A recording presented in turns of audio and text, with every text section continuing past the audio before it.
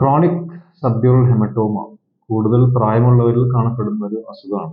പ്രായം കൂടുന്നതനുസരിച്ച് അവരുടെ ബ്രെയിനിന്റെ വോളിയം ചുരുങ്ങുകയും അവിടെ ഒരു സബ്ഡ്യൂറൽ ക്യാവിറ്റി, സബ്ഡ്യൂറൽ സ്പേസ് എന്നൊരു ഏരിയയിലേക്ക് ബ്ലീഡിംഗ് സംഭവിച്ചിട്ട് കുറേ കാലത്തിന് ശേഷമാണ് ക്രോണിക് സബ്ഡ്യൂറൽ ഹെമറ്റോമ എന്ന് പറയപ്പെടുന്നത്. ഇതിന്റെ കോമൺ സിംറ്റംസ് അല്ലെങ്കിൽ ലക്ഷണങ്ങൾ തലവേദന, കയ്യിലും കാലും ബലക്കുറവ്, നടക്കാനുള്ള പ്രയാസം, ഓർമ്മയ്ക്കുള്ള ബുദ്ധിമുട്ട്, സംസാരിക്കാനുള്ള പ്രയാസം, നാവ് കുഴച്ചിൽ എന്നൊക്കെയാണ്.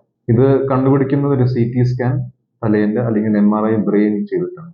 ഇതിന്റെ ട്രീറ്റ്മെന്റ് രീതികളും അതിന്റെ വലിപ്പവും അതിന്റെ ലക്ഷണങ്ങളും അനുസരിച്ചാണ് നോക്കുന്നുണ്ടാവുക. ഈ പറയുന്ന ബ്ലീഡിംഗ് വളരെ ചെറുതാണ്, ആൾക്ക് ബുദ്ധിമുട്ടൊന്നും ഇല്ലെങ്കിൽ അതൊരു പക്ഷേ ഒബ്സർവേഷനിൽ മാത്രം മുന്നോട്ട് പോകാൻ പറ്റും.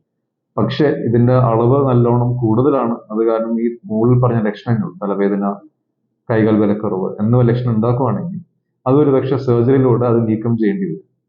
ഇതിന് കോമൺ ആയിട്ട് ചെയ്യുന്ന surgery burr hole and clot evacuation ആണ്. ആ ബ്ലീഡിംഗ് സംഭവിച്ച ഭാഗത്തോട്ട് തലയോട്ടിയിൽ ചെറിയൊരു ദ്വാരം ഉണ്ടാക്കിയിട്ട് ആ ബ്ലഡ് വാഷ് ഔട്ട് കളയുക എന്നാണ് ചെയ്യുന്നുണ്ടാവുക. ഈ പറയുന്ന സർജറി കഴിയുമ്പോൾ ബ്രെയിനിന്റെ മുകളിലുള്ള പ്രഷർ കുറയുകയും അതിലൂടെ പെട്ടെന്ന് തന്നെ ആൾക്ക് നോർമൽ ലൈഫിലേക്ക് തിരിച്ചു പോകാൻ പറ്റും.